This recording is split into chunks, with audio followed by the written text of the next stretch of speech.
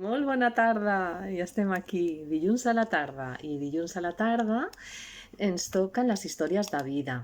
Les històries de vida sempre expliquem històries reals, no? I veiem la manera de com aplicar-les a la nostra vida. Vale? Doncs avui ens toca parlar d'una secció molt maca que es diu què puc fer, no?, quan em sento malament. I, bueno, com sempre, veurem exemples i farem unes preguntes, ¿vale? Llavors, primer començo amb una miqueta explicant, no?, què és això de sentir-se malament i després ja començaré amb aquestes històries, com sempre, ¿vale? I al final també en aquest vídeo us passaré unes imatges amb les preguntes i tot això perquè reflexioneu una miqueta i si voleu agafar un paper i un boli o un llapis i apunteu tot, d'acord? Doncs vinga, comencem. I, bueno, per parlar en general, el primer que m'agradaria és que ens permetim, no?, identificar que les emocions negatives són part d'una resposta natural, ¿vale? I és una reacció normal que li pot passar a tothom davant determinades experiències. No sempre les coses que ens passen són les millors, no? Hi ha experiències que són una mica més complicades, no?, per dir d'alguna manera, com aquesta situació d'ara, no?, que ens ha tocat. Llavors, és molt important que no resteu importància a les emocions, totes les emocions de les persones, ¿vale? Llavors hem d'evitar aquests comentaris de això no és res, o ja ha passat, o ja veuràs com sentiràs millor. Els hem d'evitar.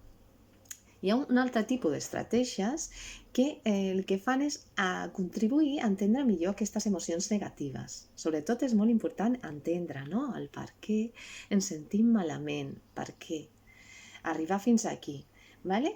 I també hi ha alguns recursos que ens ajudaran perquè les conseqüències no ens afectin més, no?, del que sigui necessari, perquè és normal, no?, sentir-se malament. I és lícit, i tothom tenim dret d'estar empipats o d'estar tristos o d'estar...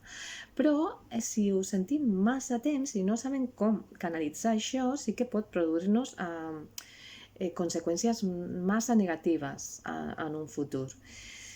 Bueno, ja en aquesta secció presentem les emocions negatives des d'una perspectiva d'adaptació, ¿vale? Són reaccions normals a fets i situacions que tenen lloc en la vida diària, ¿vale? Alguns més bons, alguns més dolents, no? Llavors en parlarem de les situacions que ens causen aquesta tristesa, ¿vale? I de les capacitats que disposem les persones en general per sobreposar-nos-hi. Ja vam parlar, no?, de la resiliència, que és aquest concepte, no?, de tornar a començar, de reposar-se sempre, no?, enfront les adversitats. ¿Vale? Hi ha algunes estratègies que ens permeten recuperar-nos amb més rapidesa i això és important tenir-les a prop. Així com aprendre de les situacions negatives, això és superimportant, però acceptant-les. Tot comença des de l'acceptació, perquè si neguem com ens sentim, estarà sempre dintre, donant voltes, i mai ho solucionarem. Llavors, primer hem d'entendre el per què ens sentim. Reconeixem que ens sentim malament i no passa res, no ho neguem, ¿vale? I després veiem què fem amb tot això i el per què, trobar el per què és molt important, ¿vale? Llavors, ara us proposo uns casos i m'agradaria que identifiquéssiu que sentir-se malament i experimentar aquestes emocions negatives és una resposta normal, ¿vale?, a algunes situacions de la vida que li poden passar a tothom, ¿vale? Llavors, primer comencem amb el cas de la tristesa d'en Pere, ¿vale? Us explico, ¿vale? És un cas que podria ser perfectament real. Diu, fa un parell de mesos va morir la dona d'en Pere. Ell està desolat, desorientat, sense saber què pot fer, i amb una immensa tristesa. Els seus amics i els seus fills l'acompanyen. S'estan amb ell. Li diuen que a poc es recuperarà. Però ell no es consola. Només vol plorar i plorar. Res no l'alleuja. Té un dolor infinit dins seu. Bueno, com veiem, és un cas, no? Són coses de la vida que passen, perquè això li pot passar a tothom, però que és una miqueta difícil, no? I hem de fer aquest procés de dol.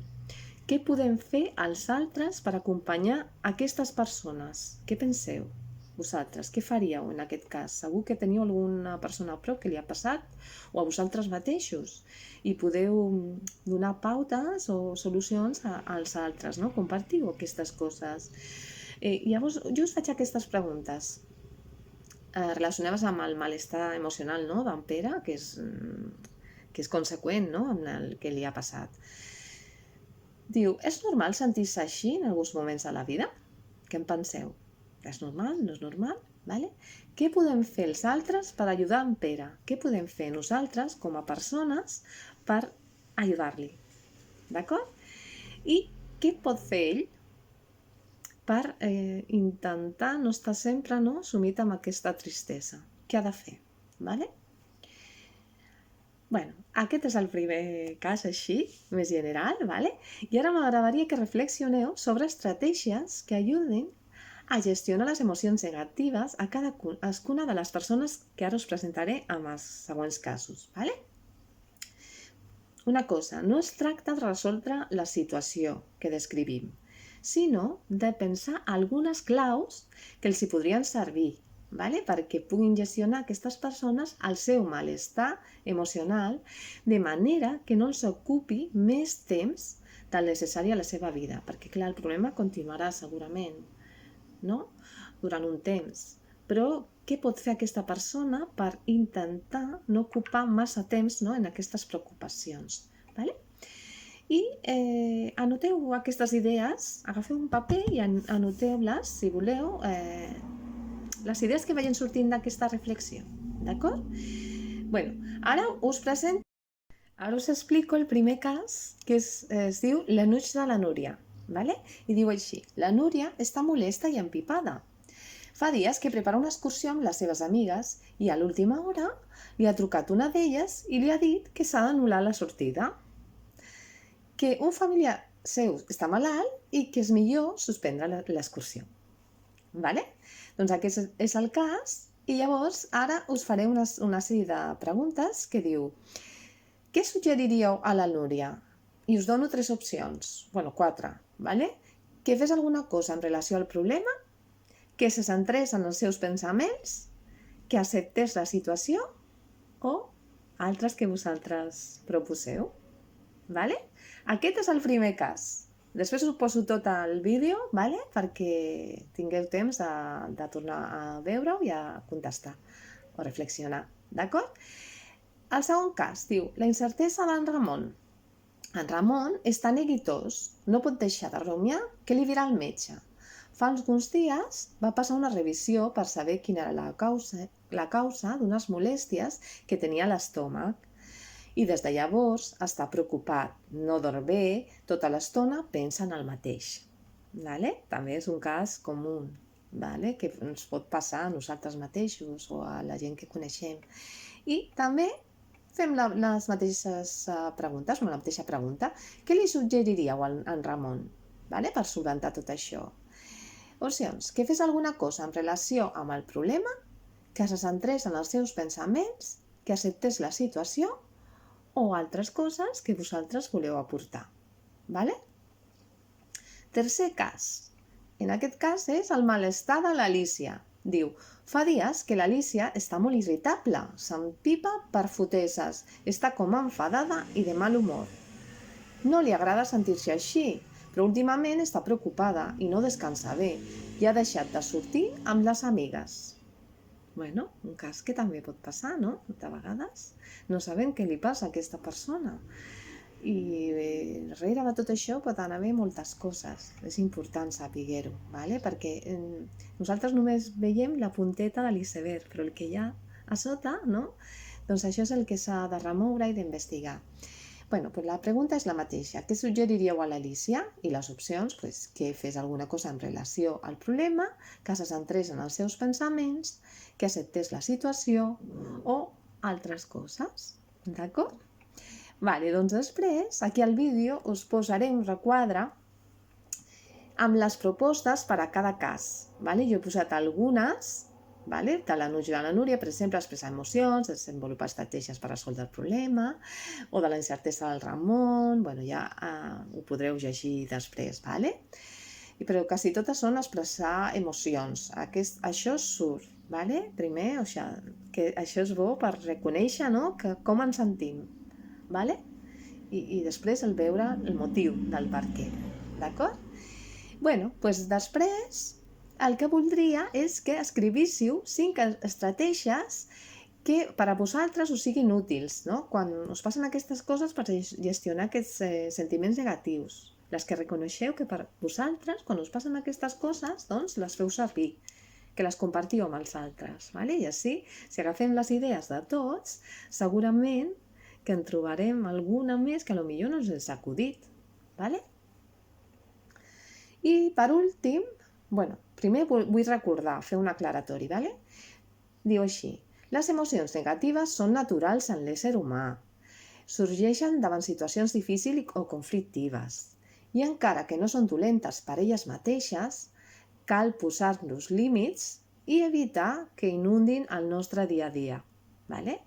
Això és molt important, perquè si és contínuament, al final acabarem amb una depressió o amb una cosa pitjor. Llavors, bueno, trobem les eines, ¿vale? I com a resum, així general, que això també ja després al vídeo sortirà, 3 punts. Diu, les emocions negatives són tan importants per a la vida com les positives. Les dues són importants, perquè de les dues es pot aprendre, ¿vale? No convé centrar-se en les emocions negatives, això també. O sigui, les dues són importants, però no convé estar sempre en les emocions negatives perquè ens fan mal i es fan mal dintre nostre, a la salut, ¿vale? I diu, per aconseguir un benestar més gran, cal acceptar les emocions negatives, identificar-les i desenvolupar estratègies que ajuden a entendre-les i a gestionar-les. D'acord?